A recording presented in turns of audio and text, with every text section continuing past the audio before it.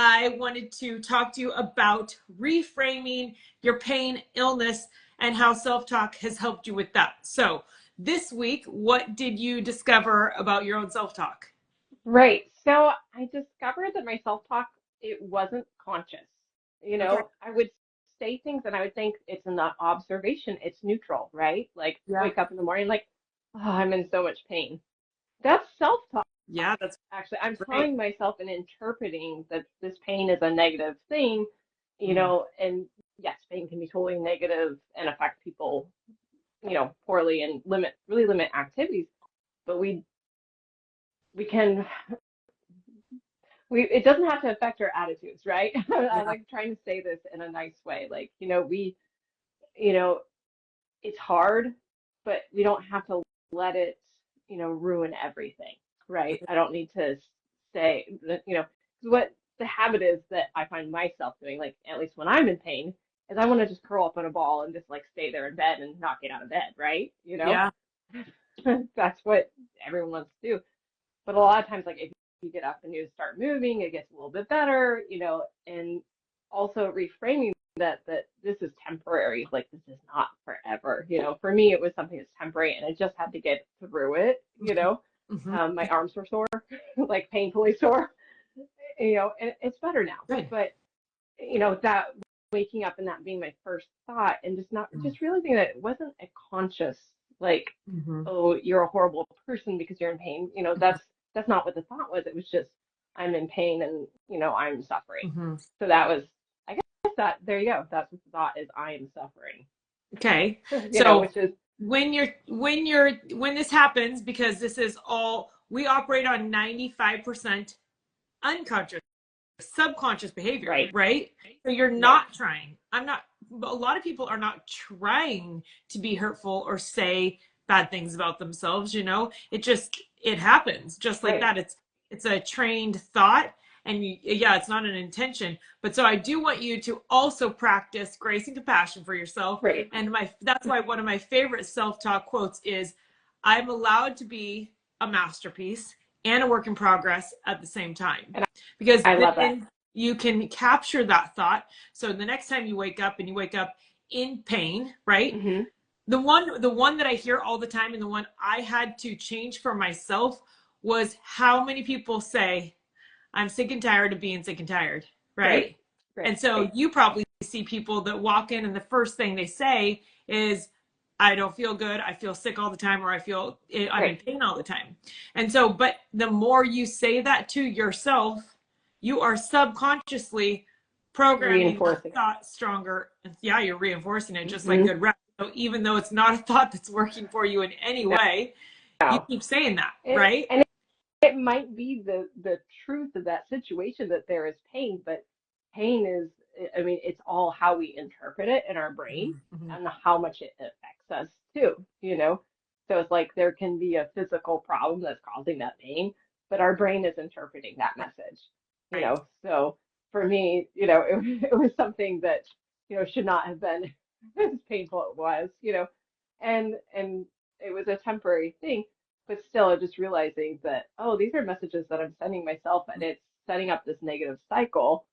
And maybe Mm-hmm. it's not obvious self-talk, but it's something that I can change because I can say, you know, I'm forgetting what I came up with.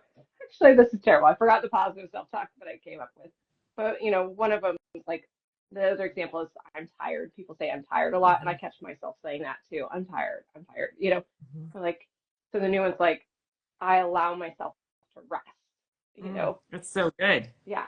Because that's So I can rest. reframing rest as a positive. Yes, exactly. Because then it's not, oh, I'm tired. I'm tired.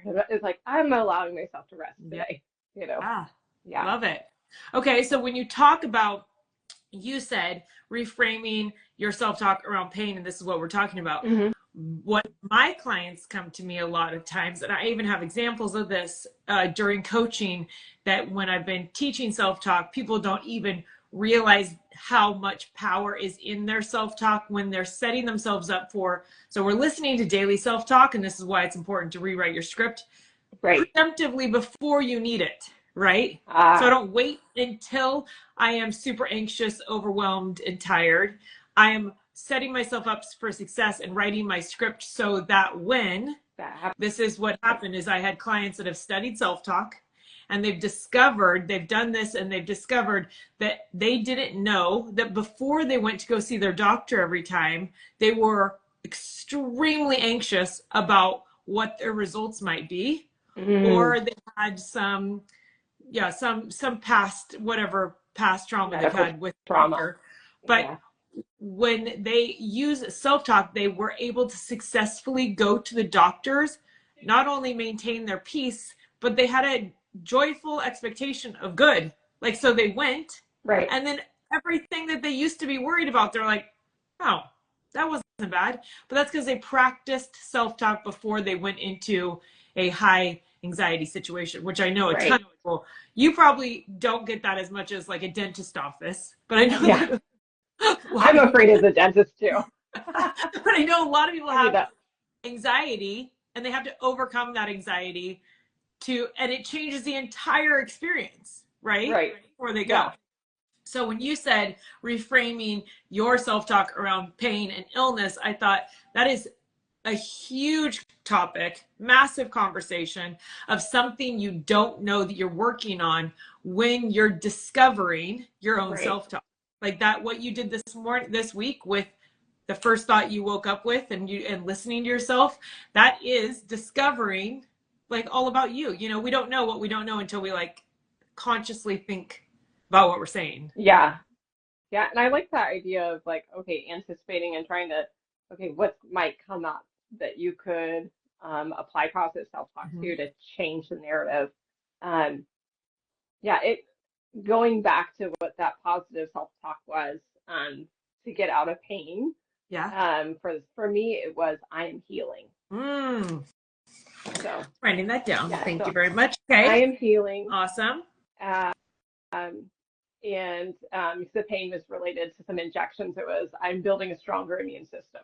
Right. So the result of what you're actually doing rather than like the outcome of what you were going through. Just like anybody that is experiencing any sort of pain or anxiety when they're working out or when they're running or when they have, you know, you're like, I know there's a good outcome. Yes. That's so good. Okay. Yeah. I love it. So did you write down this self-talk for yourself yet? I did. It's in my journal and I'm one of those people that I need to keep looking at it. Otherwise I forget it. Yeah. Right. Everything down. One of my favorite tips is when self-talk pops up, positive or negative for you, especially as you're going through this, is to, I mean, like, again, years of practice, not just when you're going through the NeuroFit program, but when you wake up and you go, oh, I didn't realize I was thinking that thought, so I'm going to write that down. And I write it down and then I cross it out and rewrite it as what I'm going to replace it with. And that's just practice, but it works. So write it down. Words have power, and writing it down. If you write things down, the goal, the science behind achieving your goals, or the power of writing it down, it's like 93% higher chance that you become that once you write it down. And so for people that don't write down their goals or write down their self-talk that they want, imagine if your odds are 7%. Or 93%, like which one would you rather have with the same amount of effort? I'll take the 93%. Yes, right? Okay. So we write it down and it works for you. It's amazing. Okay, so what is there anything other than reframing your pain, illness, self-talk this week that you learned? Is there anything else that you learned? That your exercises do take time. Oh, good. And I need to set aside more time for that. Okay. I found myself rushing through module 2. It was probably 2 days ago. Okay. So I need to be a lot more consistent in doing it. And I'm probably going to have to I'm thinking when I finish this, I should just start over and do it all again. I agree. And just keep doing it. Well, I actually was considering that for my new season. So I like that this was on my vision board of having a course. That was my dream. Is I like that every single mentor or coach that I paid a ridiculous amount of money to, I put all of my favorite education like into these courses that you don't just use once, but ideally you use in seasons. So you could literally treat this like a quarterly discovery where it's like, okay, in the winter, my thoughts are like this around my schedule. In the summer, my thoughts are like this. And because it is different for different seasons, and you might not do that year round all the time, but for me, my self-talk journey and rewriting my script and understanding the thoughts that I thought, it did take a full year. It took a full year of listening to my own language and practicing with really solid intention before I was like an example, like before I was just doing the right thing that I wanted to do without it being more than subconscious behavior. And so it takes time. It's repetition. Yeah, that's right. But what a great example, and you're a mom, so you will love this, but a mom in my group that I coached over about a 6-month period, she was hearing the self-talk every morning. Her go-to for anxiety was always grab food in the kitchen, in the pantry, whenever her kid was being way too crazy, or and that was just that was her cope, right? That was her mindset, said, eat, have a snack.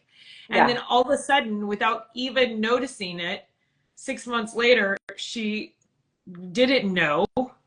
She looked and she was like, oh wait, I haven't reacted or thought even about using that as my go-to in a while. And she couldn't mark the day that it changed, but she also didn't remember her doing that for a few weeks. And she was like, that's so rad that self-talk just does that over time, where it changes your natural behavior. Yeah, without you realizing. Yeah. Yeah. That's the coolest. And that's one of the things I've noticed this week, is just that it's a little bit quieter in my head. Love it. So, you know how negative self-talk, it can just spiral and get really loud and anxiety provoking. But, it's been pretty quiet this week. So that's why I'm like, am I having self-talk? Like, what is it going on? Yeah. Like I said, like that pain talk I wasn't really aware that was talk, and I feel, and sometimes we think of what's just an observation is actually talk, because we're filtering it through our own perception. So good. That's called the art of chill. Yeah. Someday I'm going to write a book called that. But what if the result or the outcome of you studying self-talk just honestly put your mindset in this headspace where you don't hear like all the insane, that's why people, noise. Yes, all the noise. Like if you were just able to be like, oh, I don't have to have this like running anxious thought. That is cool. Yeah, that's amazing. Awesome. Love it.